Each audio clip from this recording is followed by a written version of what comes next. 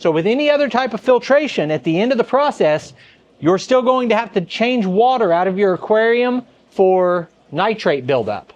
Hey, it's Brock here with Uncommon Aquatics, and in these boxes are what I consider to be the ultimate aquarium filtration system. And I don't make that statement lightly. I currently have about 20 aquariums here in my fish room, and I've been keeping aquariums for over 25 years. And in that time, and even currently, I've got every single type of aquarium filter that I could think of. Under gravel filters, sponge filters, hang on the back, canisters, a bunch of different types of canisters from different brands, and a sump. And after running all of those, I can tell you what I believe is the best filtration system, and that is a sump. A sump adds water volume to your aquarium so that the fish in this 200 gallon are not trying to live within 200 gallons. From a chemical standpoint, they're trying to live inside of 250 or 270 gallons, depending on the size of your sump. And so one reason a sump is better is because it adds to the water volume. Another reason is because it's customizable. Another reason is that it's low maintenance. After having a sump, I believe sumps to be the best type of filtration. And if I could, I would set that up on all my aquariums, even the smaller ones. Now this is nothing groundbreaking, right? Sumps have been around a long time.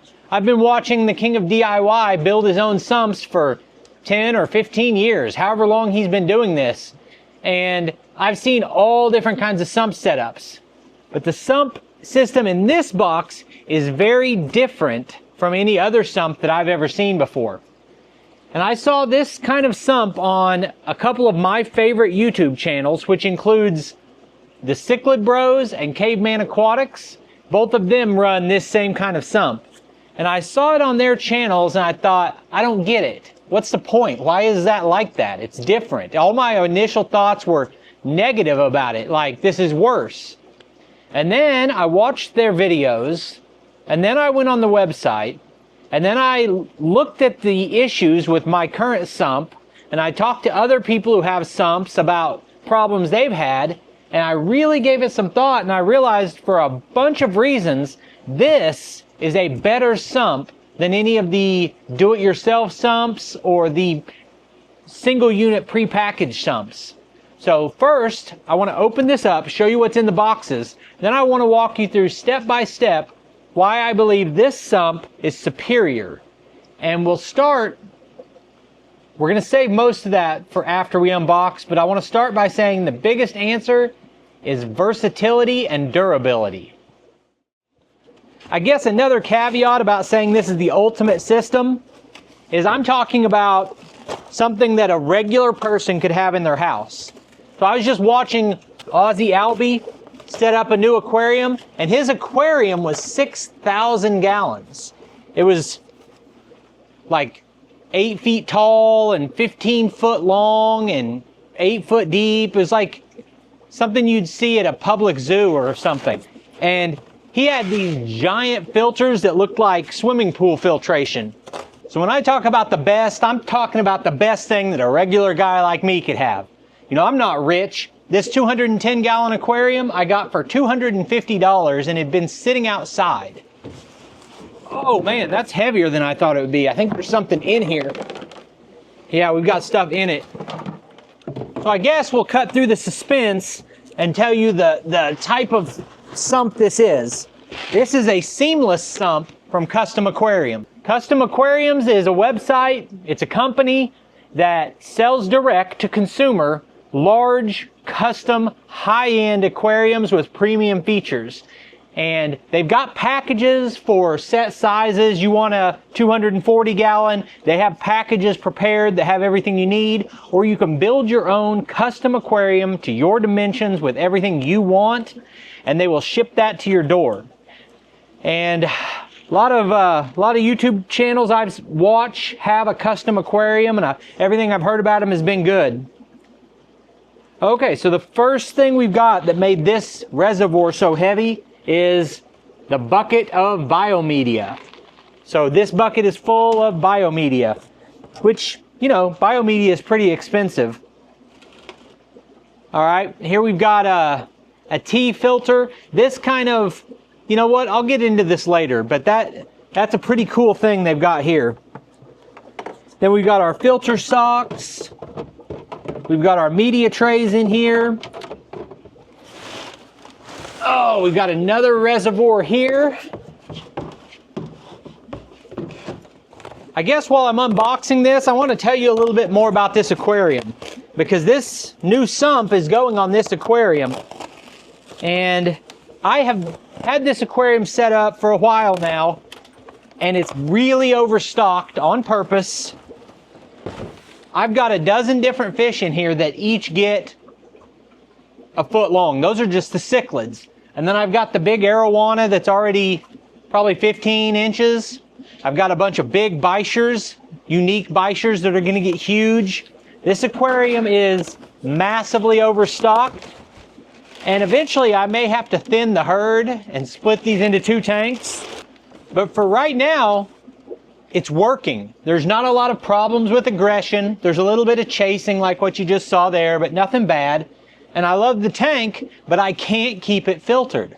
I have an FX6 and an FX4 on here, and it just doesn't keep it filtered. And one reason is I have to overfeed this aquarium because these cichlids are pigs, and I have bottom feeders in it that are slow to find food. My bichers and my ropefish are very slow to find their food. So to feed them, I have to get food past the flower horn and the jaguar and the vieja and the Oscars and the Midas. To get food past all of them, I have to overfeed. And as a result, the Oscars, for instance, just keep cramming food in their mouths until they can't cram any more food in, and then they sit there and chomp it up, and pellet food shoots out their gills. So they're basically just shredding the food, being greedy. So because of the stocking, it is very hard to filter this aquarium. And I think this type of filter is going to be the only solution. But once these fish get big enough that there becomes aggression problems, I'll be able to tell which fish don't fit into this community. And some of these guys will go into 125, or ideally, I'd like to move all of these fish into a new 500-gallon aquarium. But we'll just have to wait and see how that goes. But like this big jaguar, when he gets over a foot long, I don't think he's going to play nice in here. All right, they included a wall sign for custom aquariums. That's going to look cool whenever I figure out the best place to put it. Now, if you're new here and you're just wondering, like, does this guy just like big aggressive fish and aggressive tanks? Not at all. I've got everything from koi tanks to my big rainbow tank here to the discus tank over there, African cichlids, a brackish polydarium with mango grove trees in it. I've got every kind of aquarium you could think of, and lots of breeding tanks for shrimp, guppy breeding tanks. I love all types of aquariums. I'm highlighting this aquarium because this one is going to be hard to keep clean as long as it's stocked the way it is. And now before I start putting this together, I want to take a look at my other sump and tell you kind of some of the pitfalls with a sump, potential problems you can have that are solved by a system like this. So this is kind of your traditional one-piece sump. Here's the overflow coming from the tank. It comes out into a spray bar that sprays into here. Then I've got a big stack of sponges and filter media in there. From there, the water sucks in here into my bags of lava rock. I've got this ammonia absorbing pad right here. And that overflows here, comes down to my pump, and I've got bio balls floating in there. This is a working system. Couple problems with it.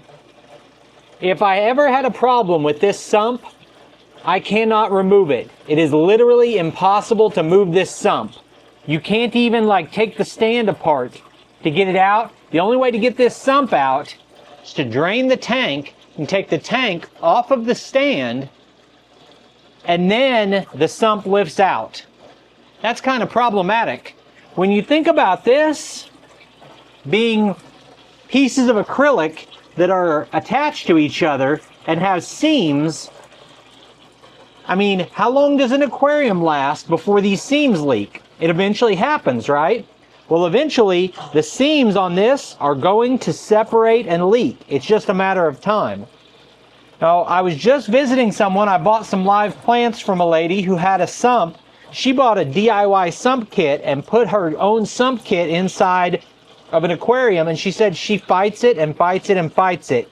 Things like the dividers won't stay in place, the weight of the water and sponges push them over, and then water starts rushing through the side. She has all kinds of problems with it. Now, if there's any problem with this, if it starts leaking or anything else happens, I can't remove it. I'm kind of just stuck with it. And that's one of the really great things about the seamless sump, and that is versatility. And this is working, and it's keeping my discus tank nice and clean, even though it may not look clean because of all the tannins in the water and the scratches on the acrylic. This aquarium always tests. The water always tests great. If I decided I wanted to add more filtration to this, there's nothing I can do. I can't change it or modify it. The system is what the system is. So I've pointed out the problems with this sump here. And you know, this is a good sump. It's fine. But here are all the ways that this sump addresses the deficiencies of any other sump I've looked at. Number one, it's a modular system. These individual components can be added, removed, replaced, and you can fit them into an aquarium stand that's already set up. Now this sump is bigger than this aquarium. So this would never fit under there no matter what. But if I had like a 210 gallon that I'm going to put this on, and it had a stand with doors on it, each of these components can be fit through a pretty standard sized door and then turned and put in place. So this is a 70 gallon sump. I could not put a 70 gallon aquarium under a normal aquarium stand that's already in place. These reservoirs are one single molded piece. There are no seams, there are no places where it can separate at the corners or any problems like that. The only possible place you could have a leak is these bulkheads, which are essentially the same bulkheads that are on any drilled aquarium. So because these are individual units, they're very customizable. So I can buy just these two pieces. This is the first basket where your water comes in. Your overflow is plumbed into these spots right here, filters down through here, and then when this fills up, it overflows into this basket. And as it comes through this basket, it comes through all of your media trays. You've got all these big stackable media trays. And it comes through there, overflows up into here, down into this reservoir where your pump is at. So if you look at this unit right here, this is essentially a replacement for the sump I have in there. This chamber right here, separate from the pump chamber, you've got an area in the overflow area where you can put your heater at. You've got a lot of different options for things you can put into these reservoirs, media, different ways to do it. So this could be your entire sump with just these two reservoirs. But the sump package that was recommended for me for my 210 gallon has two more reservoirs. The first is an evaporation tub. Now, if you've ever ran a sump, you know that it frequently evaporates water out and you have to keep adding water to it. And that happens with an aquarium too. It's just part of routine maintenance. The problem is you have such a small pump chamber that it happens quickly. Now, this is essentially makes your pump chamber enormous. And I'll show you when we are actually running this, but water that comes up out of your return pump actually returns and comes through these chambers. So these chambers can be used for a lot of different things. You can use the overflow tank as like a fish isolation tank, almost like a quarantine tank, even though it's sharing the same water. You can put fish in this.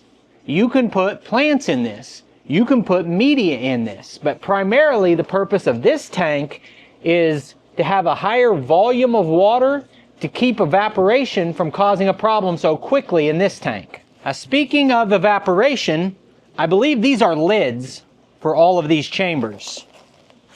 One of the things I really like about this system is that it has custom lids for all of the chambers on this system. Got a glass lid for that. On the overflow reservoir, here's a glass lid for media reservoir. Here's a lid for the pump reservoir. And then we've got grommets here that our hoses go through and our electrical wires go through here, whether that's the heater and the pump or whatever you've got. And then you've got a lid for your reservoir, your evaporation reservoir. And this is another place you could put a heater in here. And then that brings us to our final reservoir, our final chamber. This one here on the end is a refugium. And so a refugium, if you don't know, is generally some type of a box that is connected to your aquarium where you can grow plants. So when you think about a filter, all of the other types of filters I talked about, under gravel filter, sponge filter, hang on the back filter, canister filter, all of those use mechanical, chemical, and biological filtration to clean your water. And at the end of that, it breaks down ammonia, it removes solids, it does all of these jobs for your aquarium, but none of those other filters do the last stage of filtration, which is removing nitrates. So with any other type of filtration, at the end of the process, you're still going to have to change water out of your aquarium for nitrate buildup. And I'm not claiming this makes it where you never have to do water changes.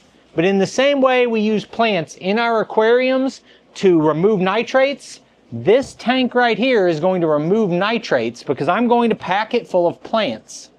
So all aquarium filters are trying to do the three things: mechanical, biological, and chemical filtration if you put any kind of Purigen or anything like that in.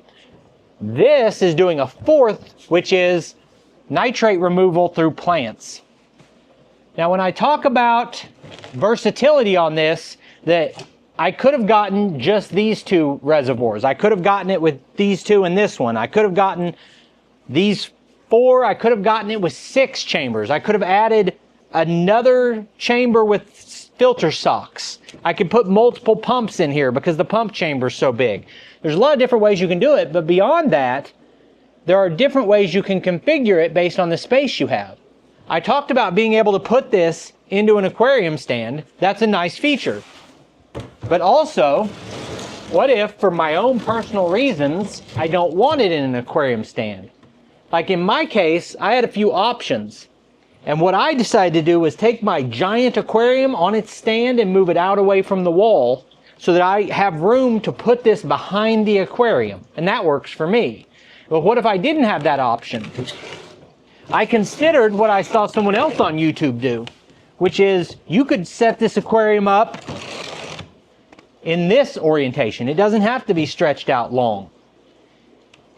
You can do it a lot of different ways because these are movable. The only thing I would have to do is take the hose that transfers water between these two tanks. I just have to get a longer hose to do that with.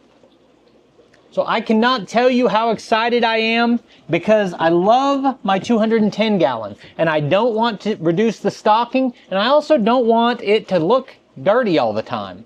And I think this is going to solve those problems. I love that it's going to be very reliable, it's adaptable, I can make changes to it, I can separate it off and do anything I want with it. So I'm very excited about this, and I can't wait to see it in action. Now I've got a pump that is supposed to be here in 2 days, and maybe by the time you've seen this video, I'll have the pump and I'll have a second video where I set this up. Now what I need from you guys today is advice on how I set up my media. I know that the Refugium is going to be full of plants. And then I've got several other options for media.